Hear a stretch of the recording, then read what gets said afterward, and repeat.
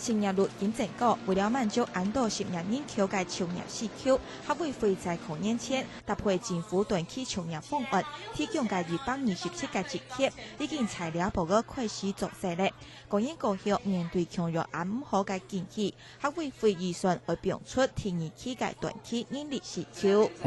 客家 VNV 啊，在去年12月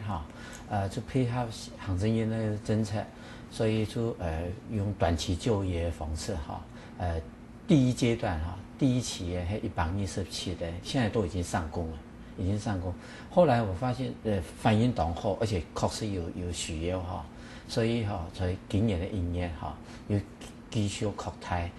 繼續擴大嘅第二期學會會短期職缺，主要係標注台灣客家文化籌備處在人氣管理還有清潔了調嘅人力需求項所需要嘅名額，也下限動度解說。工作時長預算會在4月份到9月份之間。出題中央嘅學會會地方客家事務單位也當時期標出短期嘅職缺，包含嚟推動人還有中華人政府，你下也都分別申請客家文化資源調查嘅人力需求。當然咧，使用人力去做一個調查。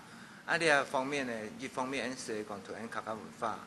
清楚了，另外一方面是改革當，兩邊目前社會當都新嘅問題我們地方政府能力有限，資源也非常有限。我希望能夠向客委會提出申請，請求補助短期的就業人員進行這些文史調查。